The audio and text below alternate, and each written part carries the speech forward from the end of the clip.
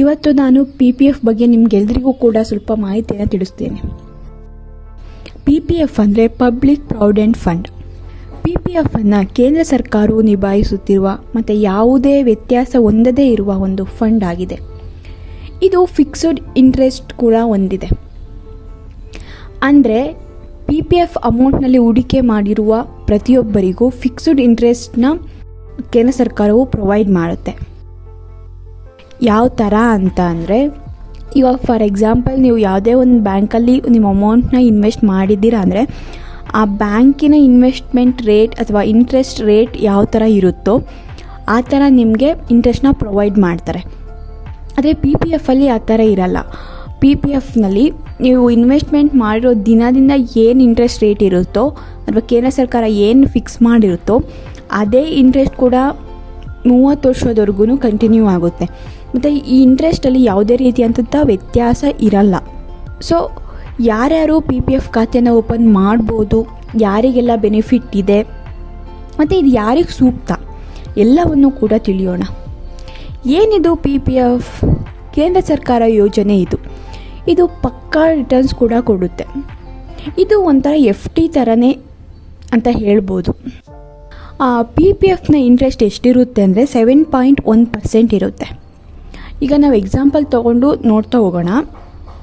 ಈಗ ನೀವು ತಿಂಗಳಿಗೆ ಒಂದು 20,000 ಸ್ಯಾಲ್ರಿ ತೊಗೊಳ್ತಾ ಇದ್ದೀರಾ ಅಂದರೆ ನೀವು ಪರ್ ಮಂತ್ ನೀವು 5,000 ಸೇವಿಂಗ್ಸ್ ಮಾಡ್ಬೋದು ಅಥವಾ ಮಾಡ್ದಲೇ ಇರ್ಬೋದು. ಆದರೆ ನೀವು ಮೈಂಡಲ್ಲಿ ಫಿಕ್ಸ್ ಆಗಿ ಈಗ ನಾನು ಮುಂದೆ ಫ್ಯೂಚರ್ಗೆ ಅಮೌಂಟ್ನ ಸೇವಿಂಗ್ಸ್ ಮಾಡ್ಬೋದು ಅಂತ ಅಂದ್ಕೊಂಡು, ಅಥವಾ ಮುಂದೆ ಏನೋ ಒಂದು ನಾವು ಪ್ರಾಪರ್ಟಿ ತೊಗೋಬೋದು ಅಥವಾ ಏನೋ ಒಂದು ಯೂಸ್ಫುಲ್ ಆಗುತ್ತೆ ಅಂತ ನೀವು ಸೇವಿಂಗ್ಸ್ ಮಾಡಬೇಕಂತ ಅಂದ್ಕೊಂಡ್ರೆ ನೀವು ಪರ್ ಮಂತ್ 5,000 ಸೇವಿಂಗ್ಸ್ ಮಾಡ್ತಾ ಹೋದರೆ ಅಂದರೆ ನೀವು ಫಸ್ಟ್ನೇ ವರ್ಷದಿಂದ ಹಿಡಿದು ಅಪ್ ಟು 30 ಇಯರ್ಸ್ವರೆಗೂ ಕೂಡ ಈ PPFಗೆ ನೀವು ಇನ್ವೆಸ್ಟ್ಮೆಂಟ್ ಮಾಡ್ಬೋದು. ಈಗ ಫಾರ್ ಎಕ್ಸಾಂಪಲ್ ನೋಡ್ತಾ ಹೋಗೋಣ ಅಂತ ಹೇಳಿದ್ನಲ್ಲ, ಇಷ್ಟು ಸೇವಿಂಗ್ಸ್ ಮಾಡಿದ್ರೆ ಎಷ್ಟು ಅಮೌಂಟ್ ಬರುತ್ತೆ ಅಂತ ಅದನ್ನು ನೋಡೋಣ. 1 ಮಂತ್ಗೆ 5,000 ನೀವು ಇನ್ವೆಸ್ಟ್ಮೆಂಟ್ ಮಾಡ್ತಾ ಇದ್ದೀರಾ ಅಂದರೆ 30 ವರ್ಷ ಆದಮೇಲೆ ಆ ಇನ್ವೆಸ್ಟ್ಮೆಂಟು 18 lakh ಆಗಿರುತ್ತೆ. ಟೋಟಲ್ ಇಂಟ್ರೆಸ್ಟ್ ಎಷ್ಟಾಗಿರುತ್ತೆ ಅಂದರೆ 43,80,364 ಆಗಿರುತ್ತೆ.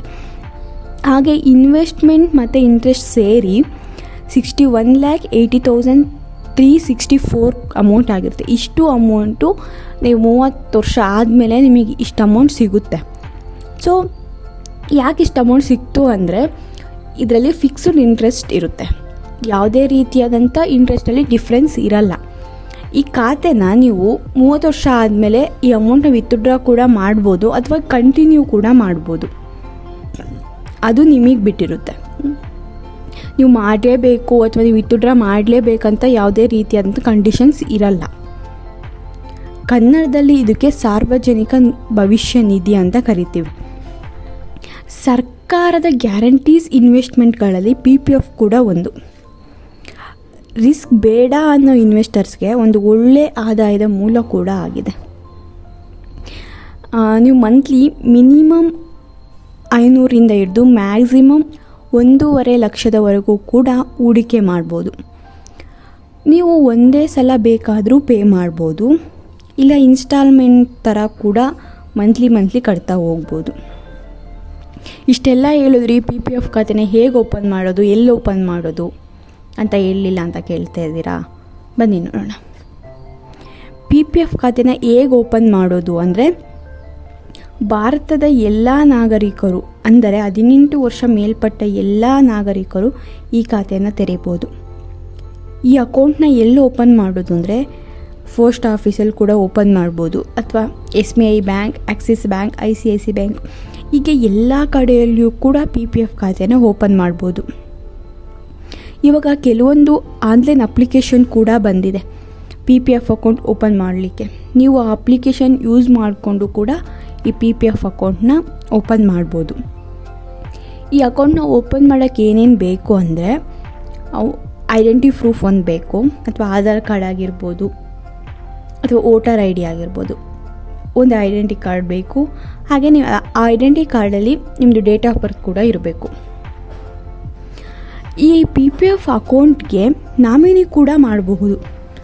ನೀವು ಒಂದು ಅಕೌಂಟ್ ಓಪನ್ ಮಾಡ್ತಾ ಇದ್ದೀರಾ ಅಂದರೆ ನಿಮ್ಮ ತಂದೆ ತಾಯಿನ ಅಥವಾ ಅಣ್ಣ ತಂಗಿನ ಯಾರನ್ನು ಕೂಡ ನಾಮಿನಿ ಅಂತ ಅದರಲ್ಲಿ ಸೇರಿಸ್ಬೋದಾಗಿರುತ್ತೆ.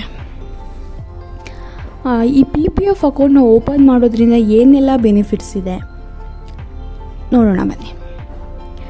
PPF ಅಕೌಂಟ್ ಓಪನ್ ಮಾಡೋದ್ರಿಂದ ದೀರ್ಘಕಾಲಕ್ಕೆ ಮನಿನ ಸೇವ್ ಮಾಡ್ಬೋದು.